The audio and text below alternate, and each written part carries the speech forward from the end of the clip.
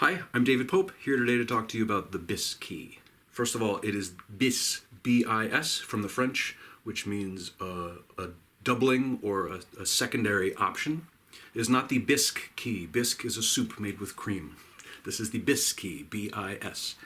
The bis key is found beneath the primary first finger of the left hand and is usually executed with the first finger on both keys at once. So this is bis B flat. Now if you haven't mastered side B flat, don't play around with bis until you've really got a handle on playing all your scales with side B flat, because there are instances where you must use side B flat and it can be a little bit clunky. It's much easier to learn side B flat first, then go on and use bis. Now I consider bis really to be my first choice for B flat for a number of reasons. It's a very smooth fingering to use in many situations. It's also got really good sound and good pitch because the holes above the fingering are closed and most of the holes beneath the fingering are open, which produces optimal venting, so we get good sound and good pitch. I use this key for most scale passages, except passages where I have to get from a B flat to a B natural or an A sharp to a B natural in a scale passage that's moving through.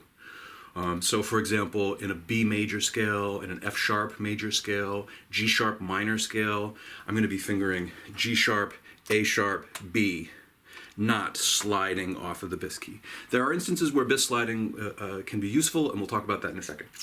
For example, in an F major scale, I'm using bis.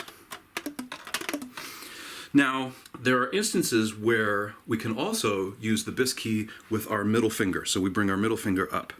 One of those instances would be in the second Fairling etude. There's a passage where we play a B, go down to an A sharp, and back up again.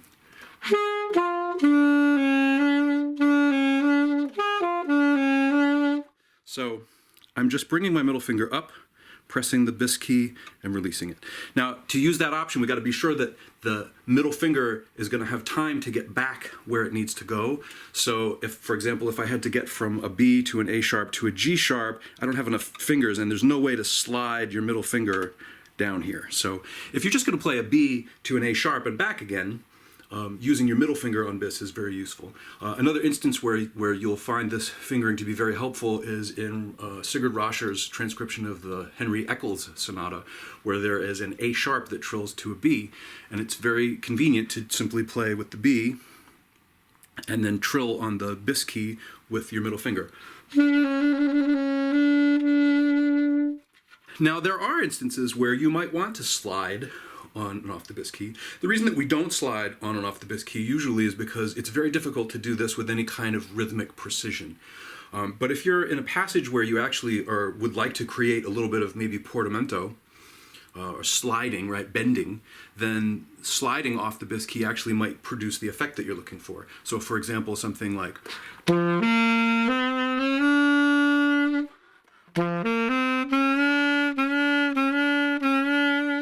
that can be very effective, but it's not a good choice if you have to play with any kind of rhythmic precision. Another place where the middle finger bis is useful is if you have to trill from a high F sharp to an altissimo G.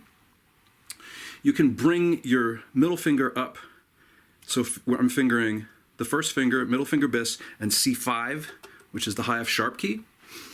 This will give me an F sharp. And then if I release the bis key, I get a G.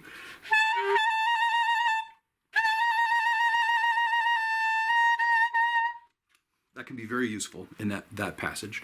Another place where we might want to slide off the bis key is if we're trying to get a little bit of a bend into an altissimo G. So again, I'm going to use that fingering, except this time I'm going to use my index finger on the bis key and C5, and obviously the octave key, and I'm going to slide off of it. Some places where you might want to use that combination would be Warren Benson's Aeolian Song or the Claude T. Smith Fantasia, are two places where you might want to get that little bit of a bend up into that altissimo G. So those are just some thoughts about the bis key, and I hope that you find this to be helpful. And remember, master side B flat first, then go on and explore these different possibilities with the bis key. Good luck.